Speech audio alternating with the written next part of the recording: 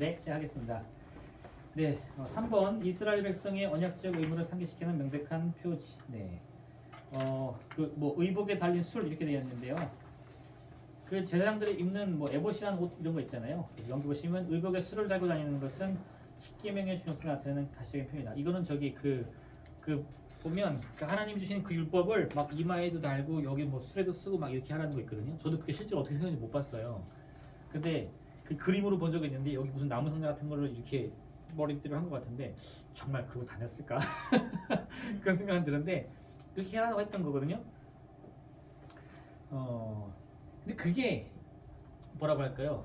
그러니까 그 가시적인 행동을 통해서 내가 정결하게 된다라는 표현이라는 거거든요. 이게 지금 우리가 좀 이해하기 어렵잖아요. 만약 여러분이 교회 다니는데 그 담임 목사님들이 이렇게 막 뭘 적어줘가지고 그걸 이 상자에 넣어서 이렇게 해서 하고 다니라고 그러면 그 교회 나가겠어요? 다른 교회로 옮겨버리지. 아니, 지금도 부적 써갖고 팬티나 이런 대kop도 그거 똑같은 거. 아니 주머니 넣으라는 건 제가 이해하겠어. 주머니에 넣으라는 건 하겠어.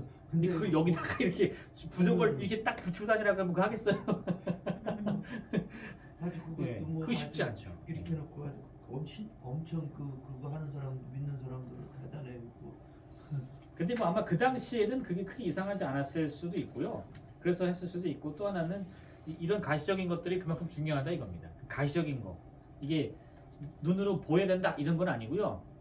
아까도 제가 이모진 처치 해가지고 막 교회에서 이렇게 절기 때마다 하는 거 우리 추수감사절 때 이렇게 막 과일 같은 거 사실 추수감사절이 뭐죠?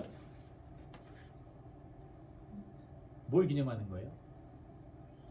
그 미국의 영국 사람들이 청교도들이 미국에 건너가가지고 처음으로 보리 수확한 걸 기념하는 거잖아요.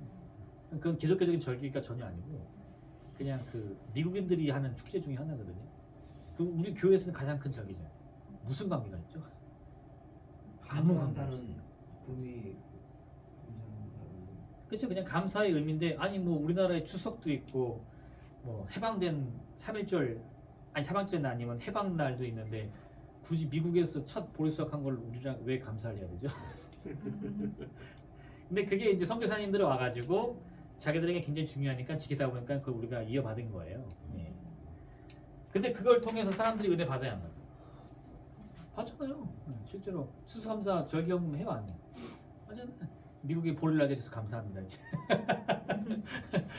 근데 그게 아니지만 그렇게 막 뭔가 해놓고 정말 말씀하신 대로 감사의 의미를 담아서 이게 예배 형식을 만드니까 사람들이 하죠.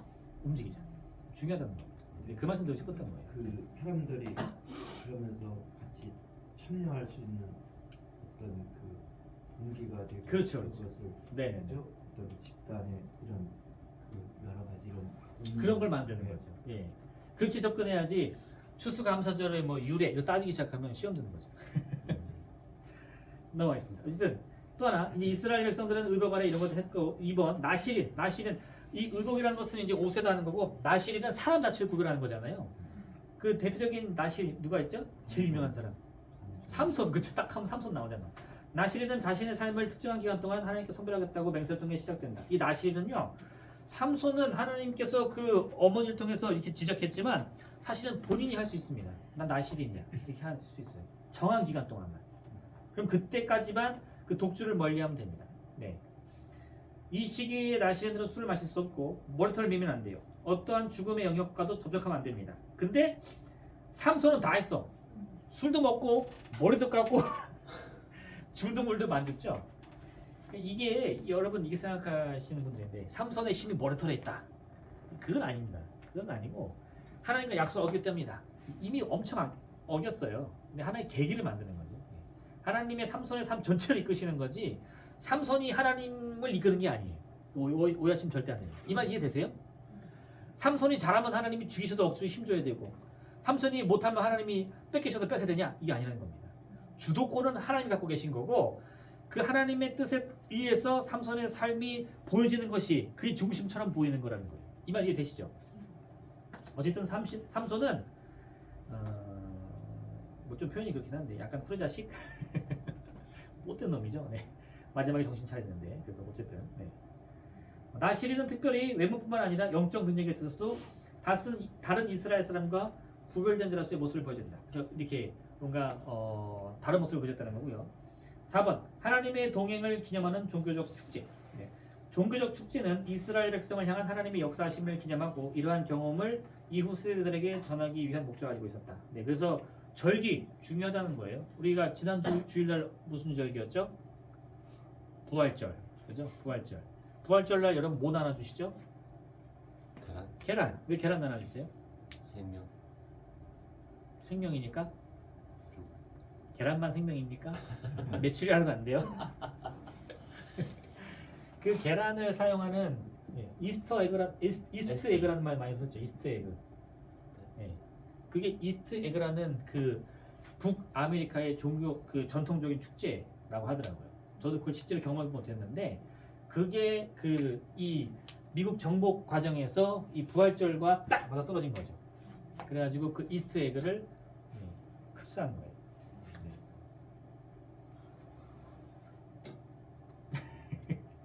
네. 요즘에는 정보가 굉장히 많기 때문에 여러분이 쳐보면 사실 바로 나와요. 제가 설명 안 드려도 이스트 에그라고 치면 다 나옵니다. 네. 그리고 그 게임 좋아하시는 분들은 이스트 에그하면 또 다른 의미 생각하시죠? 게임 하세요? 전혀 안 하세요? 아, 이렇게 그 게이머들이 자신들이 짜는 프로그램에 뭔가 이 숨겨진 메시지를 이렇게 숨겨놔요. 아무 의미도 없는 것들을. 근데 그냥 재미로. 그런 것들을 이스트 에그라고 합니다. 네. 무슨 연관성인지 저도 잘 모르겠어요. 근데 그렇게 부르더라고요. 어쨌든 그런 의미예요. 네. 그러니까 근데 이걸 우리는 어떻게 해석하죠? 왜 계란이라고? 아까 말씀하신 대로 이 묶여있던 것에서 생명이 튀어나오니까 네. 예수님의 부활을 상징한다. 이렇게 좋은 해석을 하는 거죠. 네. 근데 그게 중요해요, 안 중요해요? 엄청 중요해요. 저희가 주일날 부랴부랴 계란을 맞춰가지고 다 나눠준 다음에 남았어요. 그래서 그걸 우리 주일학교 아이들이 또 주변에 전도한다고 갖고 나갔어요. 그래가지고 여기 있는 그 시장 상인분들하고 똑똑하게 했더니 할머니들이 뭐라 그래요? 아이 부활절이니까 계란 갖고 왔구나. 뱀바 그렇게 말하더라니까. 사람들도 기대한다니까요. 부활절에는 그래서 계란 나눠주겠지. 안 나눠주면 돼요, 안 돼? 안 되죠. 그러니까 이걸 제가 무시하라는 말이 절대 아니에요. 의미는 추적하면 의외로 좀 되게 황당한 경우가 있어요. 이런 걸 다 하나? 근데 그걸 우리가 잘 이렇게 뭐라고 할까요? 예배 형식으로 만들어가지고 하면 큰 효과가 있습니다. 그리고 그게 의미가 있다니까요. 그 이스라엘 사람들이 막 보석 박아가지고 옷 입고 막 모자 이렇게 쓰고 하는 게 야, 저거 무슨 과시욕이야? 할 거 없어요. 목사님들이 가운 입는 거 과시욕이야? 할 거 없어요. 그럴 수도 있지만 좋은 쪽으로 이끌어야 돼요. 네. 그래서 의미를 살려야 된다는 거. 그리고 그 구약에는 그런 게 많다는 거고요. 1번 보면 무교절. 무교절은 이집트에서 급하게 탈출하는 사건을 기념하고 있다. 특별히 이 절기는 이집트에 대한 10번째 제한과 연결되어 있다. 6월절이라고 한다. 6월절. 네. 넘어간다. 패스 오버. 네. 그래가지고 그 영어로 그렇게 표현하는데 이 6월절이라는 히브리 단어가 넘어가다라는 뜻을 가지고 있어요. 6월절이라는 그 절기의 히브리 단어가 의미가 넘어간다. 뭘 넘어가죠? 죽음이 넘어간다. 네. 문에다가 피를 이렇게 바르면 죽음이 넘어가는 겁니다. 초막절. 초막절은 이집트에서 나온 이스라엘 백성이 광야에서 초막을 거주했던 모습을 기념한다. 그래서 지금도 초막절이다. 그러면 베란다에다가 초막 친다고 하던데 그걸 지키는 거예요. 그런 것들이 의미가 있을까요? 의미가 있죠. 왜? 아빠 왜 우리 집 좋은 집 놔두고 텐트 치고 자? 뭐라 그래요? 우리 조상님들이 애굽에 종되었을 때 광야에서 천막을 치고 40년 동안 산 것을 기념하는 거야. 우리는 어떤 종족이지? 우리는 애굽의 종이었는데 여호와 하나님이 우리를 구원해 주셨어. 효과 있어요, 없어요? 있습니다. 네. 그런 그 베개체를 이용해서 사람들에게 그렇게 의미를 주면 그렇죠. 오래가요. 그렇죠. 그래서 네.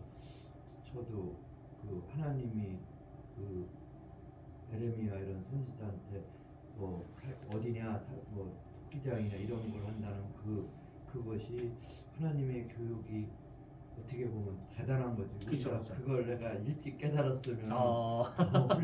공부를 더 잘하지 않았을까. 네. 그 매개체 그러니까 이런 것도 그렇게 하면서 그 기억력이 그죠? 좋죠. 네. 되는 오감으로 느낄 수 있으니까. 그리고 성경에서도 그걸 권장한다는 겁니다. 예. 그 저기 노아라는 영화 혹시 아세요? 그 러셀 크로우가 노아로 나오는 영화입니다. 그것도 성경에 대한 의미를 굉장히 잘 해석했다고 저는 판단합니다. 거기 보면 노아의 자녀들이 이제 세 아들들이 그 부인들과 함께 사는데 노아가 아들 다 죽이려고 그러죠. 안 보셨나요? 영화 꼭 보세요. 여러분들 그걸 보고 성경을 읽어야 돼요. 그래서 뭐가 다르고 뭐가 맞는지를 분석을 좀 해보셔야 돼요. 거기 보면 이 노아가 아들들을 실제 다 죽이려고 해요. 왜냐? 하나님의 심판에서는 다 멸망해야 된다. 근데 다 살아남습니다. 그래서 노아가 자기가 하나님의 뜻을 어겼다고 생각하고 막 포도주 막 먹어. 취해가지고 해가지고 다 드러내고 그런 장면이 나오는데 아 진짜 성경을 엄청 열심히 읽었겠구나 그 생각이 들더라고요. 우리가 그 구멍이 뻑뻑 뚫려 있는 그 성경에서 설명하지 않는 그것들을 이 감독이 그걸 메꾸려고 하는 거예요. 제가 이 얘기했냐? 그게 아니라 이 노아가 방주에 타가지고 가족들과 같이 있잖아요. 매 폭풍우가 치잖아. 그럼 뭘 했느냐? 그래서 자기의 이 손과 몸을 가지고 창세기를 설명한 장면이 나와요. 태초에 빛이 있으라 뭐 이런 식으로. 근데 제가 그걸 보고 깜짝 놀랐어요. 아 옛날에는 교육을 저렇게 했겠구나. 글을 모르잖아요. 네. 어쨌든 보십시오. 네. 꼭 보세요. 그 성경에 관련된 영화들은 꼭 보세요. 평판이 좋든 나쁘든. 그게 여러분들이 뭐 칭찬을 하든 비난을 하든 할 수 있어요. 그리고 그렇게 하면서 내가 성경을 얼마나 알고 있는지 알 수 있고 내가 성경을 어떤 방향으로 이해하고 있는지도 알 수 있어요. 영화, 상업적인 영화니까 무시해버리면 안 돼요. 그 감독이 의도하는 게 있어요.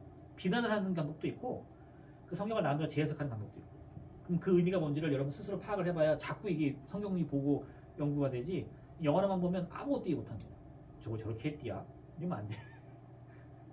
네. 자 5번 하나님이 현존을 입증하는 성소. 네, 성소 중요하죠. 네. 성모네 성소죠. 성소는 여호와 하나님께서 이스라엘 백성 가운데 현존한다는 가시적인 표징이다. 성소 굉장히 중요하죠. 성막 굉장히 중요하죠.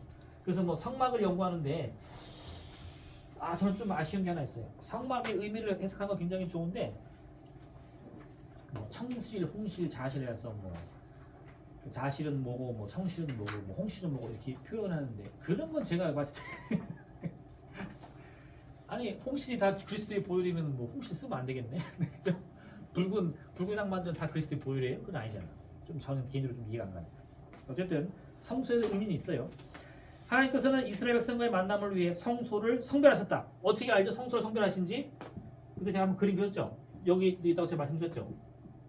성전 뜰, 성막 뜰, 그리고 이 지성소, 성소, 지성소 나눠져 있다고 했잖아요. 그래서 1단계, 2단계, 3단계. 네. 이런 것들을 구별하는 거예요. 네. 그리고 성막 안에서 하나님은 모세에게 말씀하셨고 모세도 성막 안에서 하나님께 질문한다. 네. 이 들어가면 하는 거죠 이제. 희생제사도 성막 앞에서 여기 번제단이 있으니까 시행되었다. 가나안 정착 이후 성막은 성전으로 바뀐다. 이제 이게 성전으로 바뀌는데 성전은 다르게 바뀝니다. 어떻게 바뀌느냐? 네, 성전 뜰은 있는데 이게 3단계로 바뀌어요. 성전 입구가 생겨요. 앞에는 뭐가 있죠? 두 개, 이게 기본지 기둥 두 개. 예, 야긴과 보아스 있죠? 이 어떻게 생겼죠? 페니키아 성전의 구조입니다. 솔로몬이 성전 지을 때 기술이 있었어요, 없었어요? 없었어요. 그래가지고 이 성전을 지을 때 성전 짓는 일꾼들을 데리고 와. 어디서 데리고 오죠? 페니키아에서. 네. 그 페니키아의 후대에 나중에 공주가 하나 나오죠? 누가 나오죠? 이세벨. 이세벨이 누구의 아내예요? 아합. 네. 연관이 다 있어요. 페니키아는 그 당시에 굉장히 고도로 발달된 나라예요. 중국과 우리나라라고 해야 될까? 좀 너무 큰가? 어쨌든 페니키아는 잘 사는 나라였고 발달된 나라였어요. 그래서 솔로몬이 성전을 지을 때 성막 구조를 그대로 따오지 않고 그 당시 성전 구조, 그 주변에 있던 뭐 바벨론이나 뭐 그런 나라의 성전 구조를 따오는 겁니다. 그리고 이 장면이 나중에 실제로 나와요. 어떤 왕이 누구를 보내가지고 어느 나라의 성전을 보고 와라 하는 장면이 나와요. 솔로몬 때는 아니지만, 근데 실제로 솔로몬이 몰랐을까? 알았다고 봐야죠. 그 아스리아 거기 협장 가서 그 도면 그려. 맞아요. 예, 맞아요. 그 장면이 나와요. 그러니까 영향을 받을 수밖에 없다는 거죠. 그래서 성막과 성전은 같은 구조는 아닙니다. 언약궤 참 신기하죠. 언약궤. 네. 여기 이제 성막의 지성소에 있는 언약궤가 있는데 그 언약궤 위에는 뭐가 있죠? 날개가 돼 있는 그룹. 네. 그룹 사이에 그룹이라고 돼 있죠. 그 그룹을 엔젤이라고도 표현하는데 달라요. 저도 정확히는 모르겠는데 이렇게 표현하는 분도 있어요. 이 그룹의 모양은 그 스핑크스와 같을 것이다. 네. 근데 표현해 보면 비슷해요. 네. 동물 모양을 갖고 날개 가지고 있고. 그러니까 그 우리나라는 이런 그룹과 같은 존재가 있어요. 왕궁의 입구를 지키는 혜택, 혜택. 근데 그 이름이 혜택 아니라고 하더라고요. 요즘에 바뀌었는데 해치라고 그러던가. 채치. 네. 이해되세요? 그런 거예요. 그래서 수호신이라고 해야 되나? 근데 이제 이스라엘에는 신이라는 개념이 없으니까 무슨 수호동물쯤 되겠죠. 이게 나중에 어떤 개념으로 이해된다? 신약에 오면 엔젤이 되는 거예요. 천사. 하얀 소복을 입고 날개를 달고. 네. 근데 구약에 보면 하늘의 천사가 이렇게 그 새 날개를 갖고 있지 않아요. 날개가 몇 개죠? 6개예요. 둘로는 눈을 가리고, 둘로는 발을 가리고, 둘로 날라요. 그래서 요즘에 나오는 괴상한 영화들 보면 천사가 나오는데 날개가 6개예요. 어쨌든 이렇게 언약궤가 있는데 언약궤는 율법이 적힌 판을 보관하는 상자다. 네. 언약궤는 하나님의 보좌로 이해될 수 있다. 여기 언약궤가 있다는 것은 이 안에 십계명의 판이 있기 때문에 중요한 게 아니라 이 언약궤 위에 누가 임하시죠? 하나님이 임하신다라는 개념 때문에 중요한 겁니다. 그래서 전쟁할 때 이 언약궤를 어떻게 했어요? 제사장들이 메고 가는 거야. 그러면 우리 전쟁에 누가 앞장서요? 하나님 앞장서는 거죠. 이겼어요? 졌어요? 졌어요. 그래서 이거 뺏기잖아. 네. 그 지금도요. 그 왕이 행사에 출연한 이런 그림은 그 뭐야 왕 얼굴을 그린 게 아니라 네. 그 의자만 그려놓은 거예요. 아, 그 왕실의 그 각계에 어떤 행식도가 있잖아요. 그런데 보면은 아 맞아요. 이게 네, 그 얘기 들어봤어요. 그 네. 우리가 보좌라고 하는 거는 그 권위가 나타나는거나 지금도 그래서 왕 같은 그 옛날에 이조 시대 때도 왕의 모습은 그리지 않고 예, 의자만 그렸다. 거기 어떤 행식 가서 있었다는 걸 알 수 있는 거는 거기에 그 의자 하나밖에 없어요. 이거 아까 그래서 우리가 보좌는 그 어떤 권위고 현존. 네. 그 왕 우리가 일반적인 왕이나 이런 옛날에는 왕을 그리는 게 아니라 보좌만 그려놨어요. 실제 왔다가 하면. 네, 그런 개념입니다. 네, 그리고 저기서 연결돼요. 그 모세가 신의 산에 가서 40일 동안 하나님의 십계명을 받을 때 밑에 있는 사람들이 모세가 죽은 줄 알았어요. 그래가지고 어떻게 했죠? 아론을 불러가지고 우리를 위해 하나님을 만들라 그랬죠. 그래가지고 금붙이 묻어가지고 불에 녹였더니 뭐가 툭 튀어나와요? 금송아지 나왔죠. 그럼 그 금송아지가 뭐예요? 그게 하나님의 발등상입니다. 그 송아지를 밟고 서는 하나님을 상상하는 거예요. 네. 어쨌든 네, 하나님은 자유로운 분으로 그분의 현존은 성소나 언약궤에 얽매이지 않는다. 이건 되게 중요한 개념이죠. 이렇게 우리가 이해한다고 하나님이 그 개념에 잡히시는 분은 아니라는 겁니다. 이게 깨지는 경우가 나타났어요. 언제? 아까 말씀드린 그 에스겔 시대에 하나님이 보좌 수레를 움직인다. 이거는 그 당시 이스라엘 사람들은 상상도 못했던 일입니다. 네. 하나님은 거룩한 땅에 얽매이는 분이라고 생각했던 거예요. 근데 그게 움직이는 거죠. 어쨌든 그렇게 하나님은 우리의 개념을 넘어서는 분이다. 6번 하나님으로부터 위임받은 지도자. 네. 이건 다 했던 내용이라 간단히 살펴볼게요. 아브라함 아시죠? 네. 야곱 알고, 요셉 알고, 모세도 알고, 여호수아는 다른 정탐꾼과 달리 하나님의 약속의 말씀을 신뢰했다. 굉장히 중요한 고백이죠. 사람들은 사실을 통해서 우리가 진다라고 평가했는데 여호수아와 갈렙은 하나님 우리를 기뻐하시면 이긴다라고 평가했어요. 그래서 이게 갈립니다. 우리가 전술 전략을 짜는데 가지고 있는 것, 그들의 무기가 뭐냐, 우리의 무기가 뭐냐, 그들의 전술이 뭐냐 따져봤더니 우린 진다 이런 결론이 나온 거고요. 그 사람들이 겁을 먹은 게 아니에요. 그건 사실입니다. 근데 이 여호수아와 갈렙은 하나님의 약속을 믿고 하나님께서 우리 기뻐하시면 반드시 이긴다 이렇게 평가했던 거죠. 이처럼 하나님께서는 영적으로 흔들림이 없고 많은 면에서 풍부한 결을 맞추는 인도자를 이끄신다. 네. 10번 약속의 땅, 거룩한 땅. 하나님께서는 이스라엘 백성을 온 인류의 복으로 세우기의 목적을 위해서 가나안 땅을 선택하셨다. 이를 위해 하나님께서는 이 땅을 거룩한 땅으로 선포해 주신다. 가나안 땅이 거룩한 땅이 되었다는 것은 이 땅의 진정한 주권이 이스라엘 백성이 아닌 하나님께서를 나타낸다. 이게 뭐냐? 그래서 나할라 조상들의 유산이 생깁니다. 그 약속의 땅이 있어요. 그죠? 가나안 땅이죠. 들어갈 때 어떻게 들어갔다고요? 하나님이 여리고성을 부셔 주셔서. 그죠? 그러면 이 전쟁의 승리자, 전쟁의 지도자는 누구예요? 여호와 하나님이요. 그죠? 나는 아니야. 나는 그 땅에 있는 전리품을 가질 수 있어요, 없어요? 못 갔죠. 근데 그걸 가졌어. 누가?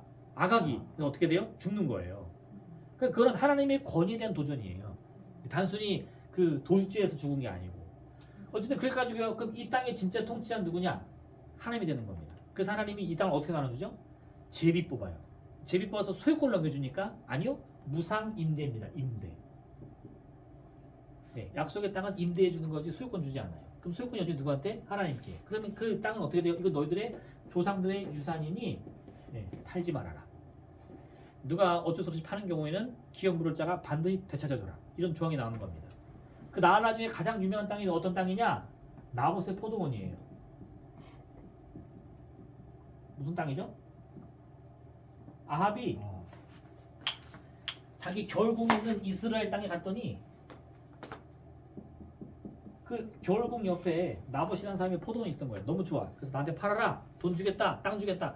아합이 뺏으려고 한 게 아니에요. 돈 부른 데 주겠다 그랬어요. 아니면 네가 땅을 원하면 더 좋은 땅 주겠다 그랬어요. 근데 나봇이 뭐라고 그래요? 싫다고 말하는 게 아니라 이것은 조상의 유산입니다. 이렇게 말해요. 그게 듣자마자 아합이 안 삽니다. 그냥 돌아와요. 이게 맞는 거예요. 왜? 그 땅은 하나님의 땅이기 때문에 누구도 팔 수 없어요. 왕도 살 수 없어요. 그걸 아합은 알았어. 누가 몰랐냐? 아합의 부인이 누구예요? 이세벨은 몰라요. 왜? 당신이 왕입니까? 왜 왕이 아니죠? 페니키아에서는 있을 수 없는 일입니다. 왕이 무슨 짓을 못해. 심지어 내가 돈도 준다 그랬는데 돈을 안 줘도 줘야지. 그죠? 그래서 이세벨은 페니키의 방식을 쓰는 거예요. 어떻게 썼어요? 나봇을 죽여버리죠. 그래서 아합이 그 땅을 얻게 되는 겁니다.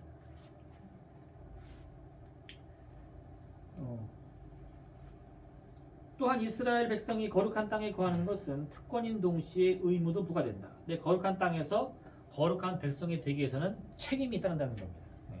이스라엘 백성은 거룩한 땅을 거하기 위해 거룩한 백성이 되어야 한다. 그래서 거룩한 백성이 되기 위해서 뭘 해야 돼요? 정결을 행하는 거예요. 정결에 더 나아가서 율법을 지켜야죠. 율법을 따라야죠. 이를 통해 이스라엘은 온 인류를 위한 축복이 되어야만 했다. 이게 아까 말씀드린 그 핵심입니다. 그래서 여기까지. 이해되시나요? 그 다음에 이제 마지막 오늘 진도로 나갈게요. 민수기와 신명기 그리고 모세오경 개발. 1번 민수기. 민수기는 우리나라 이제 한자어로 민수기죠. 민수기. 민은 뭐예요? 백성 민자. 수는 숫자. 그래서 백성을 세는 이야기입니다. 그 인구수사 해야 돼요, 안 해야 돼요? 해야 되지. 안 해야 돼요. 해야 돼요? 해야 되지. 해야 돼요. 안 해야 돼요? 왜 안 해야 돼요? 하나님의 백성인데 하나님 백성이니까 세면 안 된다. 왜 안 되죠? 네? 왜 안 되죠? 모든 것이 하나님 권하는데 인구조사했다가 크게 혼난 사람이 누구예요? 다윗. 다윗. 그래서 인구조사 하면 안 되죠? 그럼 민수기는 빼야지. 민수기 백성을 셌는데. 네.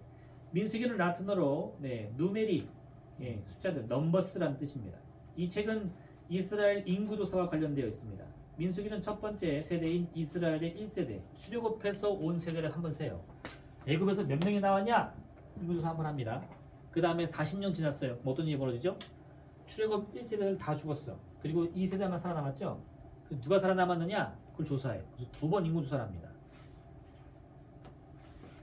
내용, 신의 광야에서의 이야기. 모세는 출애굽기 19장 1절에서 시내산에 올라가 하나님께 율법을 받는다. 이 장면은 레위기와 민수기 전체 10장 10절까지 연결된다. 민수기 1장 1절과 10장 11절에 비교해보면 민수기 1에서 10장은 약 19일간의 행적을 기록하고 있다. 민수기 1장에서 10장이 19일이라는 거예요. 19일. 이 기간 동안 모세와 아론은 20세 이상 되는 모든 남자의 수를 조사한다. 이게 누구예요? 1세대. 네. 시내산에서 가나안 땅 경계에 이르는 이야기. 여러분 그 출애굽기 19장에서 민수기 10장까지는요. 그 모세가 시내산에 올라간 40일간의 여정이에요. 중간중간에 사건도 나오지만 거의 율법 이야기를 꽉 찹니다. 네. 요 사이에 뭐가 있죠? 창세기, 출애굽기, 레위기죠. 그럼 레위기는 뭐예요? 전체가 다 율법이에요. 이 이야기도 조금 있긴 있어요. 이야기도 있는데 이 레위기 그래서 이 전체가 이게 시내산에서 받은 율법 내용입니다. 이때 가나안 땅을 살펴보고 온 정탐꾼들이 보고로 인해 백성들이 크게 실망합니다. 그죠? 여기서 떠나는데 그 다음에 이 민수기 10장 이후에 정탐꾼 이야기가 나와요. 그래서 안 됩니다. 그때 다시 돌아가죠. 그리고 어떻게 계속 헤매는 거예요. 너희가 정탐한 하루를 1년으로 계산해서 40일 정탐했으니까 40년 동안 헤매리라. 그 결과 출애굽 1세대는 아무도 가나안 땅에 못 들어가고 2명 들어가죠. 여호수아와 갈렙. 즐거워할 사역의 노역이 될 때 여기 뭐요? 죄송해요. 2장인데 이스라엘이 광야에서 보내야 할 기간이 정탐한 날수를 계산해서 40년이 된다. 3번 요단 동쪽 땅 정복과 모압 땅 체류 시기. 그래서 이 민수기 10장 이후로 다시 광야를 이 여리고에 갔다가 이스라엘 요즘 이렇게 생겼잖아요. 이 요단강이 이렇게 흐르잖아요. 요단강이 흐를 때 이쪽이 동쪽, 이쪽이 서쪽입니다. 그래서 여기가 가나안 땅이에요. 현재 이스라엘 국토의 이 서쪽 경계예요. 지금은 무슨 땅이죠 여기가? 이게 지금 팔레스타인 지역입니다. 가자 지구라고 그러나? 여기 엄청 싸우죠. 근데 어쨌든 그래서 요단강 여기 여리고가 있어요. 이렇게 애굽에서 나와서 쭉 시나이 반도로 돌아가지고 이렇게 들어가는 겁니다. 네. 요단을 건너. 어떻게 건너죠? 법궤를 앞세워가지고 물을 밟으니까 갈라져. 그 다음에 여리고를 부셔버리죠. 그리고 입성하는 겁니다. 네. 여기 요단 서편. 여기 두 부족이 남았죠. 네. 그래서 너희들 죽을래? 그랬더니 아니 이거 우리가 보니까 하나님께서 허락하시면 여기에 남겠습니다. 해가지고 여기 12지파 중에 몇 지파 남는 거예요. 네. 어쨌든 이렇게 돼가지고 가는데 요 이야기 이 민수기 10장 보면 갔다가 다시 돌아가지고 갔다가 다시 가는 겁니다. 이렇게 그 이야기 민수기 10장 이후인데 여기서 보시면 이제 40년이 지나가지고 이스라엘 다 죽고 민수기 21장에 36장 모압 땅에서 난 사건. 모압 땅이 여기거든요. 지금 요르단인가 아마 그럴 건데 그 성지 순례를 가면요 그 이스라엘 갔다가 요르단을 가든가 애굽 갔다가 요르단을 가요. 그래서 이 모압 평지라는 곳에 가면 정말 거짓말같이 산에 올라갔는데 산이 보통 이렇게 생겼잖아요. 근데 이렇게 생겼더라고. 여기 평지가 있어요 이렇게. 너무 신기하게. 여기 지금 되게 유명한 모세의 노뱀이 있습니다. 엄청난 구조물로 만들어놨어요. 어마어마하게 커요. 10m도 넘는 것 같아요. 근데 여기서 딱 서서 보는데 정말 저기가 꽉 넓혀 보여. 근데 그때 가이드가 뭐라고 했냐면 1년 중에 이렇게 날씨가 좋은 적이 없다고 그랬는데 저기 보이는 데가 그 가나안 땅이라고 알려주더라고요. 너무 멋졌어요. 정말 모세가 여기서 봤겠구나 한 상상이 들 정도로 경치가 엄청 좋습니다. 관광 명소예요. 어쨌든 근데 그런 식으로 해서 본 거예요. 근데 이 머리에서 모세가 죽죠. 못 들어가고 모압 평지에서. 뭐야 그렇게 나가지? 여튼 그게 모압 땅 사건이에요. 근데 거기서 이 모압 땅에서 두 번째 인구조사랍니다. 모세의 말년에. 네. 민수기 25장을 보면 이스라엘 백성들이 바알부올에게 빠진 후 성수되어야 된다. 그 결과 하나님께서 연병을 일으켜서 24,000명 첫 세대가 죽게 된다. 연병을 다시 인구조사를 해보니까 출애굽 1세대는 다 죽고 오직 갈렙과 여로수아만이 남게 되었다. 네. 그리고 2세대가 이제 산 거죠. 그래서 이 인구조사의 의미는 뭐냐면 출애굽 1세대와 2세대의 세대 교체를 나타내는 거예요. 결론 보시면 민수기는 이스라엘의 광야 생활에 대한 기록한 책이다. 민수기는 광야 생활 동안 하나님이 약속이 출애굽 1세대에서 2세대로 옮겨가고 있는지를 실감나게 표현한다. 네. 그 표현을 뭐로 했다고? 인구조사로. 네. 출애굽 1세대는 출애굽할 때 20세 이상이었던 성인이었고 20세 이하와 광야에서 태어난 사람들이 출애굽 2세대다. 네. 이겁니다. 그러면 출애굽 2세 중에 애굽 생활을 경험했던 사람이 있었을까요? 없었을까요? 있죠. 네. 근데 왜 2세대죠? 나이가 어리니까. 네.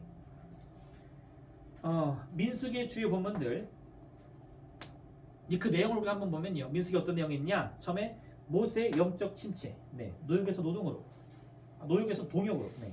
민수기 11장 11절을 보면 모세가 지쳐서 백성들을 돌보는 것이 힘이 붙인다고 하소연 장면이 나온다. 이런 장면들이 곳곳에 나와요. 그래서 영적 침체라고도 부르긴 하는데 사실 뭐 번아웃이죠. 번아웃. 이거는 영적인 리더만 오는 게 아니라 여러분들도 무조건 옵니다.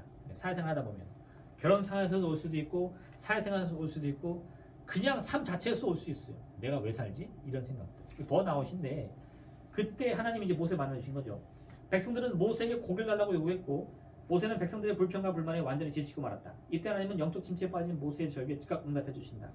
하나님은 모세를 도와 이스라엘 통솔할 지도 70명의 사람을 명령하신다. 이처럼 과중한 사역은 곧 노역으로 전락할 수 있음을 기억한다.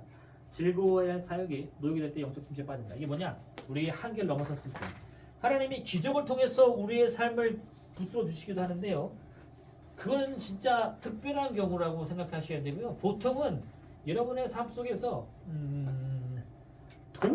동역 모세도 동역합니다. 네. 첫 번째 동역은 무엇이었죠? 출애굽하자마자 모세가 가장 먼저 빠진 위기가 뭐냐면 사람들 재판하는 거였어요.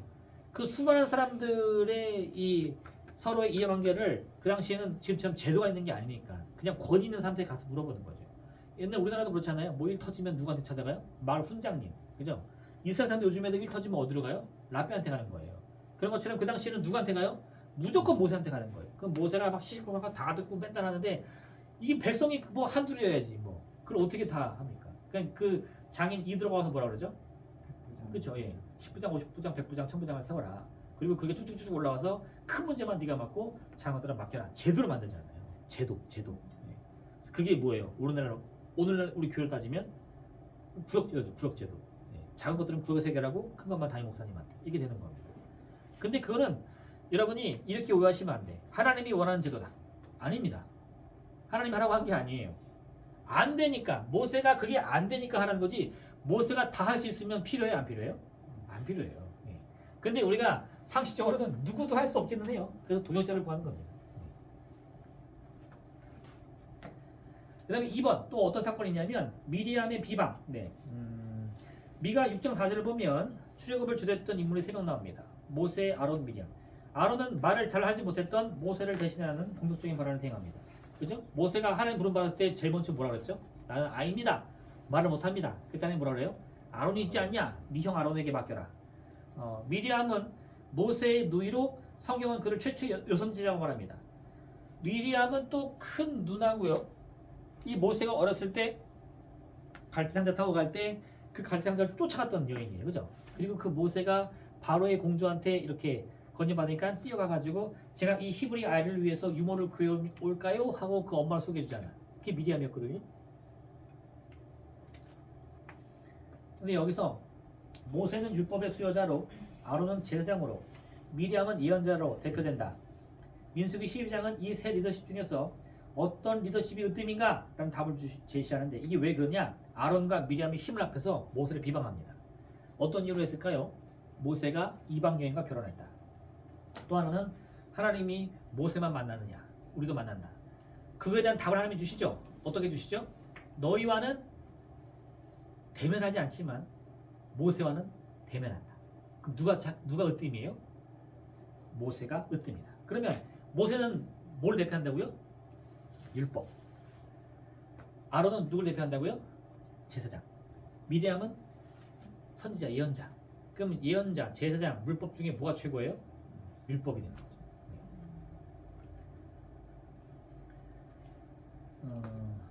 이 사건을 통해 지금의 교회는 말씀 중심 공동체, 제사 중심 공동체, 예언 중심 공동체 중에 어떤 모습을 취하는가의 답을 우리가 얻을 수 있다 이겁니다. 자, 교회에서 제일 중요한 게 뭐예요? 1번 말씀, 2번 제사니까 예배라고 합시다. 예배. 3번 예언. 예언은 뭐예요? 뭐 기적도 될 수 있고 기도도 될 수 있겠죠. 뭐가 제일 중요해요? 민수기에 따르면 말씀이라는 겁니다. 이게 제일 안전해요. 왠 줄 아세요? 이 세 가지 중에 특징이 하나 있어. 말씀이 두 가지, 이 두 개와 구별되는 한 가지 특징이 있습니다. 뭐냐? 고정되어 있어. 말씀은 더할 수도 없고 뺄 수 없습니다. 물론 해석의 영역에 가면 다양한 해석이 가능하다는 여진이 있지만 예배의 형식이 있어요, 없어요? 원래 없어요. 우리가 정한 거지 하늘에서 떨어진 형식이 아닙니다. 그래서 지금 우리 교회 같은 게 청소수보 같은 경우는 이렇게 쭉 묵도하고 뭐 찬송하고 뭐하고 순서 다 하고 광고하고 헌금 다 한 다음에 그 다음 맨 마지막에 말씀이 있거든요. 그 축도하고 끝납니다. 안 그런 게 많죠? 보통 중간에 있잖아요. 서로 비난할 수 있어요, 없어요? 없어요. 하고 싶은 대로 하면 돼. 헌금 2번 하고 싶으면 2번 하면 돼. 헌금 2번 하는 게 있어요, 없어요? 있어요. 난 봤어. 예. 그래서 예배는 위험해요. 사람들이 이 예배에 대해서 유혹이 많이 빠지는데 예배니까 다 좋겠지. 근데 아까 제가 읽어드렸죠. 너희의 절기를 어떻게 하라고요? 그칠지어다. 왜요? 온전한 예배가 아니면 안 된다는 거. 예언도 마찬가지예요. 예언 기준이 있어요, 없어요? 예언인지 아닌지 어떻게 알아? 모르지. 그러니까 이것도 안 돼요. 두 개는 되게 위험합니다. 이게 으뜸이 돼야 돼요.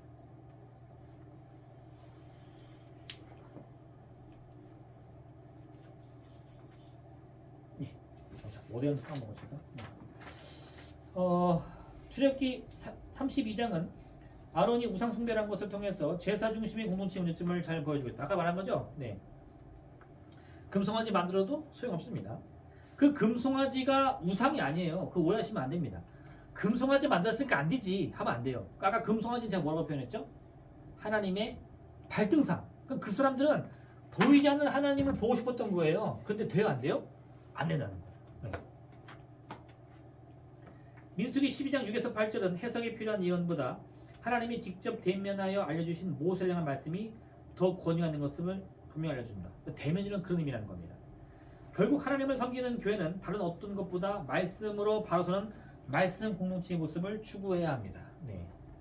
근데 사실 이것도 제가 정답을 말한 건 아닙니다. 이건 제 해석이에요. 이 책의 해석이고, 그리고 대부분의 이 현재 이 개신교학자들의 해석입니다.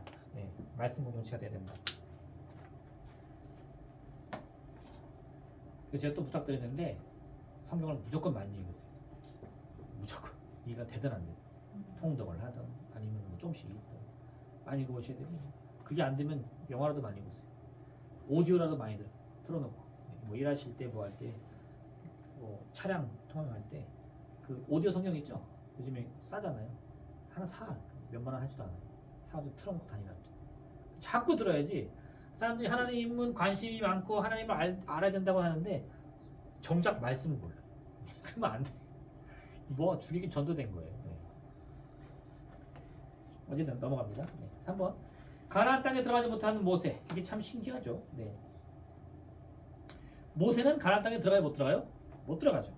그 이유에 대해서 많은 해석이 있지만 신명기 3장 16절에서 우리가 어떤 실마를 찾습니다. 여호와께서 너희 때문에 내게 진노하사 내 말을 듣지 아니하시고 내게 이르시기를 그만해도 족하니 이 일로 다시 내게 말하지 말라. 말씀하십니다. 그럼 왜 모세가 하나님께서 모세에게 이스라엘 백성 때문에 누가 했을까요?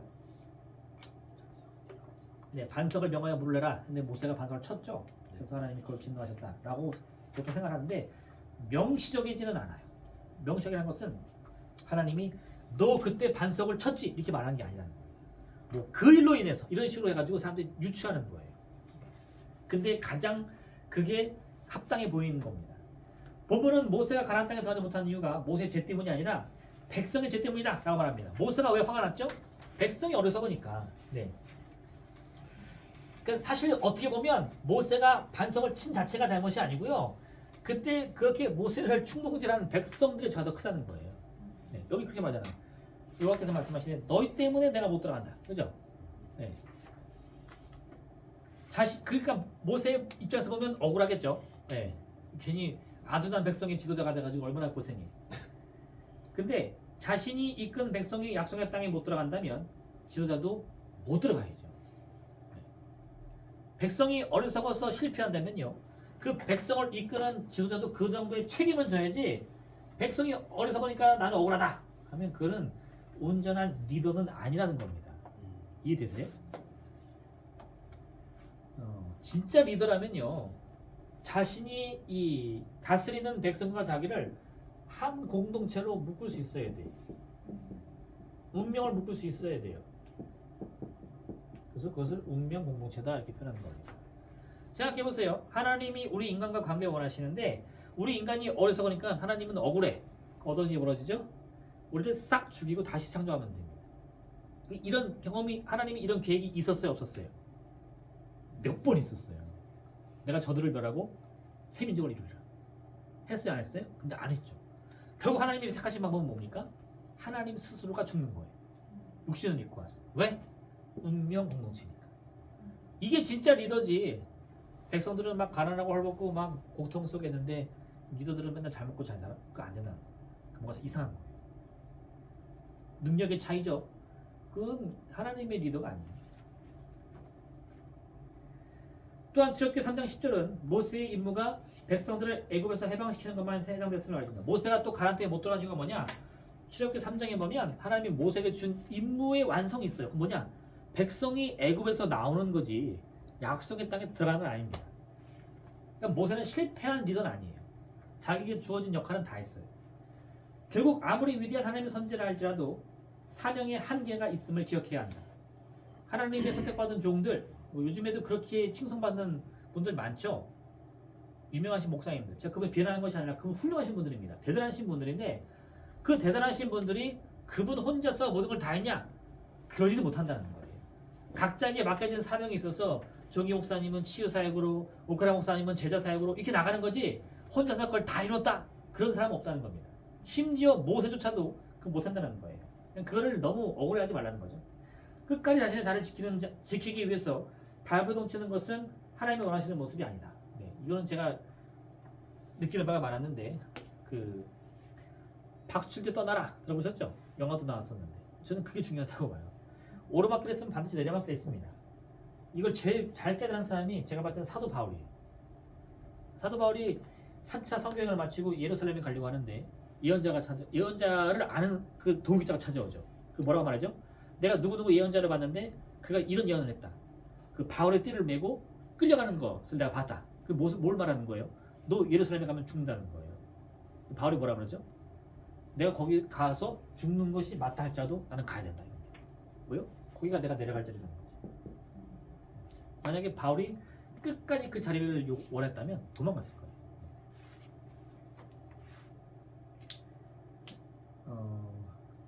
네, 신명기까지는 해야죠. 소개. 민수기는 뭐라 그랬죠? Numbers. 신명기는 뭘까요? 이 신자가 무슨 신자일까요? 이 보통 저도 옛날에는 그래가지고 새로운 신자 생각했는데 새로운 명령이다 했는데 아닙니다. 라틴어로는 듀테로노미움, 네, 영어로는 도이트로노미움 이렇게 쓰는데 이 도이트로라는 것이 두 번이라는 거예요. 듀오라는 거예요. D-E-O, 그죠? 맞나요? D-E-U인가 영어로는? D-U. 유죠? 죄송해요. 듀오라는 뜻이에요. 둘이라는 뜻이에요. 그래서 그 신자는 두 번째 신자입니다. 두 번째 신자. 그러니까 새로운 하나님의 명령이 아니라 다시 받은 하나님의 명령이에요. 다시 받은. 네. 왜 다시 받았어요? 여기 나왔네. 신명기는 거듭신, 명할명, 기록할기. 두 번째 율법이라는 의미다. 신명기는 창세기에서 민수기에 이르는 모든 율법을 다시 반복하는 책이다. 왜 반복해야 될까요? 세대가 바뀌었어요. 모세가 하나님의 율법을 받고 돌아온 것을 보았던 1세대는 어떻게 됐어요? 다 죽었죠. 그때 문제가 생겼어요. 어떻게? 그 금송아지 해가지고 그들이 벌하려고 갖고 온 돌판을 던져버리잖아요. 돌판이 깨져가지고 땅에 갈라지잖아요. 그래서 다시 돌판을 새기는 겁니다. 뭐 그런 뜻은 아니고 제가 그거는 비유 드린 거고요. 모세가 이 세대를 향해서 유언과 같이 그 율법을 반복하는 장면이 나와요. 그게 신명기입니다. 모함이 아니고 모압이죠. 모압에서 이루어진 두 번째 율법 제정. 첫 번째 율법 제정은 시내산에서 이루어졌죠. 출애굽기 19장. 두 번째는 약속의 땅에 들어가기 직전 모압 경기에서 이루어진다. 신명기 29장 1절. 거기서 다시 반복하는데 그 내용은 새로운 게 아니라 똑같은 거다. 네. 즉 첫 번째 율법은 출애굽기 19장 1절에서 그리고 민수기 10장에 이르기까지 내용이고 두 번째 율법은 모압 땅에서 첫 번째 율법을 다시 반복하는 신명기 전체 내용이다. 네. 신명기의 발견. 이거는요. 우리가 좀 역사를 이해해야 되는데 그렇게 해서 이 신명기 책이 쓰여졌잖아요. 그럼 신명기에는 어떤 내용이 있을까요? 출애굽기, 레위기, 민수기에 해당되는 그 율법이 반복됐을 거 아니에요. 그래서 그 신명기라는 두루마리가 있었는데 이 두루마리를 잊어버렸어. 이스라엘 백성들이 잊어버렸어요. 언제까지 잊어버렸냐? 거기 페이지 보시면 남유다 요시야 왕까지 잊어버립니다. 이거 한번 볼까요? 시간이 되려나?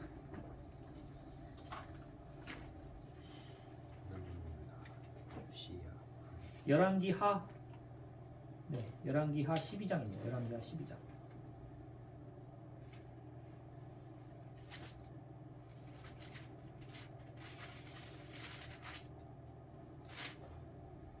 이게 요아스네. 죄송해요. 요아스였어. 요시야.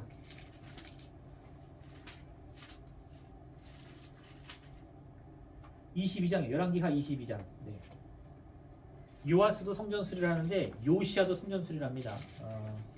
찾으셨어요? 열왕기하 22장. 요시야가 왕이 오를 때 나이가 8세라. 예루살렘에서 31년간 다스리니라. 그의 어머니 이름은 여디디아요 보스가 아다야의 딸이더라. 그 다음에 쭉 나오다가 3절. 요아스 왕 18째 해 18년에 왕이 통치한 지 18년이에요. 무슬람의 손자 아살리아의 아들 서기관 사반을 여호와 성전에 보내어 이르되 내가 대제사장 힐기야에게 올라가서 백성이 여호와의 성전에 드린 은, 곧 문 지키는 자가 수납한 은을 계산하여 여호와의 성전을 맡은 감독자의 손에 넘겨 그들이 여호와의 성전에 있는 작업자들에게 주어 성전에 부서진 것을 수리하게 하라. 그럼 이게 뭘 뜻하죠? 성전 리모델링. 예, 돈을 모아서 성전 리모델링 하라 이겁니다.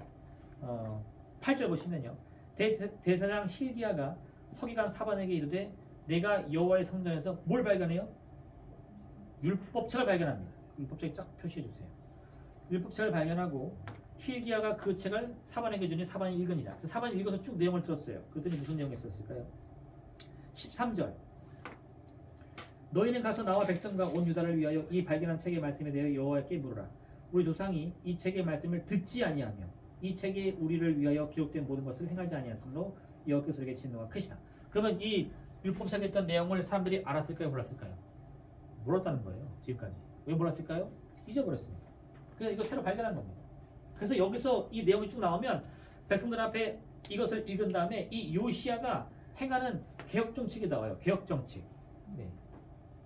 그 개혁 정책들의 내용을 쭉 해석해 보니까 어디 흡사해?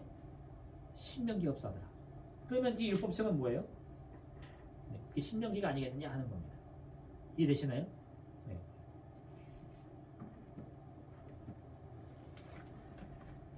지금 그 내용을 거기 쓴 거예요. 그래서 보시면 남유다 5페이지입니다. 남유다 요시야 왕이 오는 18년째 622년에 예루살렘 성전 보수공사를 한다. 그건 율법책을 발견한다. 학자들이 율법책이 신명기 12장에서 26장의 내용을 담고 있을 까 추정한다. 왜 그랬을까요? 나중에 이 요시야가 그걸 읽고 옷을 찢으면서 앞으로 우리가 새롭게 살자 해가지고 백성들에게 선포하는 내용이 나오는데 그 내용이 여기와 유사하기 때문입니다.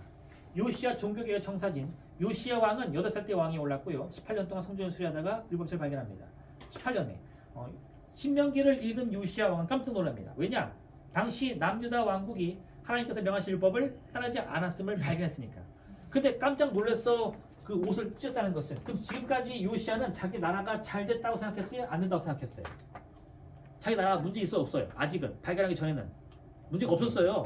근데 문제가 없다고 생각했는데 율법책을 발견해놨더니 문제 있어요? 없어요? 문제가 있다는 거예요. 몰랐다는 거지. 그 또 하나는요. 이 율법책을 발견하기 전 요시야가 생각하고 있던 이 나라의 흥망성쇠의 그 선이라는 개념과 율법책을 발견하고 생각했던 그 선이라는 개념이 똑같아요? 달라요? 달라요. 무슨 말이냐? 하나님의 말씀을 통해서 우리가 가져야 할 기준하고 하나님의 말씀 없이 세우는 기준이 다를 수 있다는 겁니다. 그래서 말씀을 알아야 된다는 거예요. 말씀을 모르면 이거랑 전혀 다른 기준으로 살아가는데 내가 문제가 없다고 생각하는 거예요. 근데 요시아가 그렇게 달았어. 그래서 요시아는 발견된 율법책을 중심으로 대대적인 개혁 운동을 일으킵니다. 이처럼 신명기는 모세 오경의 결론에 해당하는 내용으로 모세 오경에 담고 있는 신앙의 정점을 보여줍니다. 갑자기 마무리되죠. 3번 신명기의 주요 본문 귀의 종교, 눈의 종교. 무슨 말이냐? 우리 개신교는 더 크게는 기독교는 귀의 종교일까요? 눈의 종교일까요? 귀의 종교. 왜? 들으니까. 좋습니다. 그 왜 눈의 종교는 안 되죠? 형상이 없잖아요. 볼 게 없잖아요.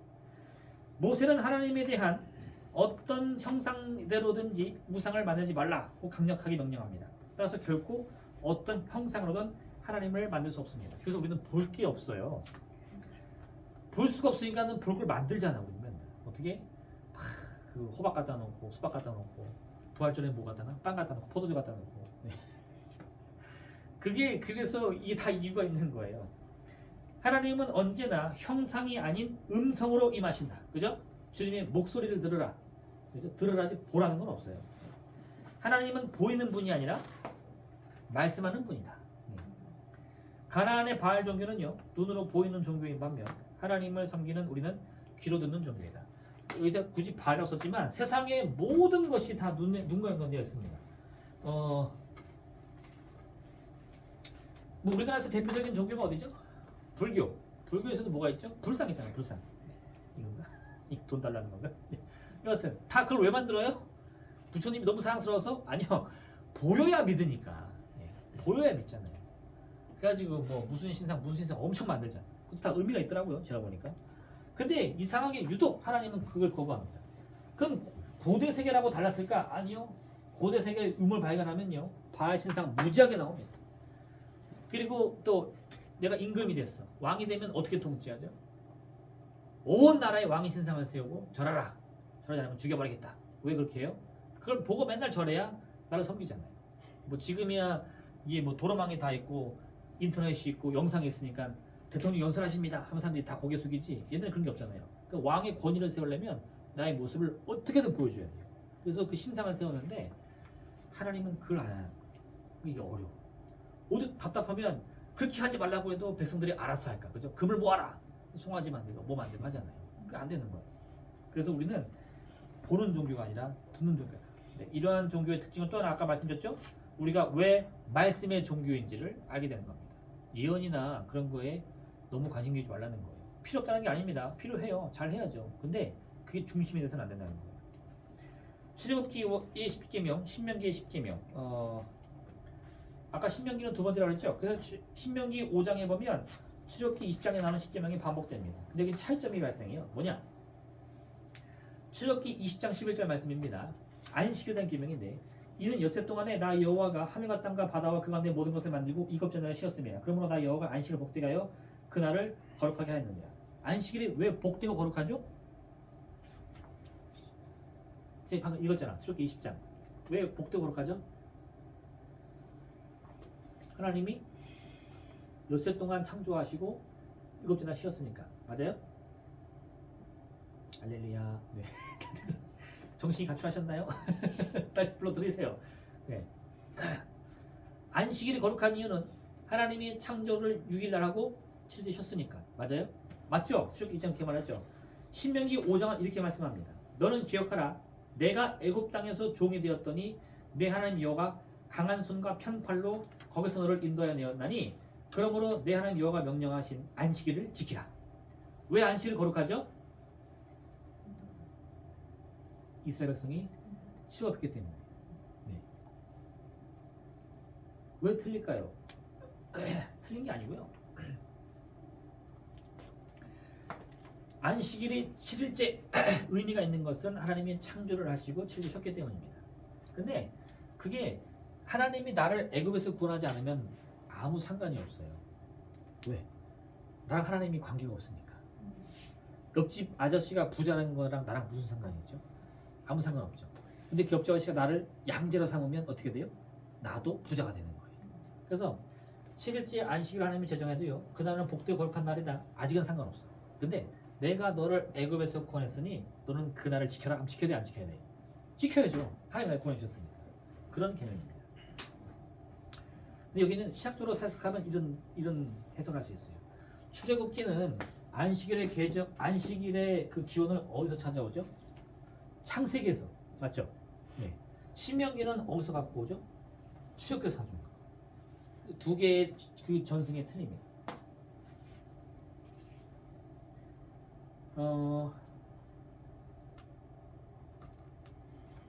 여기서 그 결론이 이렇게 내렸는데, 따라서 진정한 쉼과 예배는 분리될 수 없음을 기억해야 된다. 네. 3번 하나님. 모세 오경에서 가장 부각되는 것은 창조주 하나님과 구원의 하나님에 관한 주제이다. 창조주 하나님. 네. 온 천지를 말씀으로 창조하신다. 모세 오경을 우리가 전체적으로 보면요, 모세 오경에서 나오는 하나님의 가장 큰 특징 두 가지입니다. 첫 번째는 뭐예요? 창조주 하나님. 두 번째는 뭘까요? 구세주, 구원자, 구원의 하나님. 이 두 개가 하나로 연결돼야 되는데요, 창조주는 뭐의 특징이냐? 능력. 구원은 뭐의 특징이죠? 관계. 네. 길을 가다가 지가 100%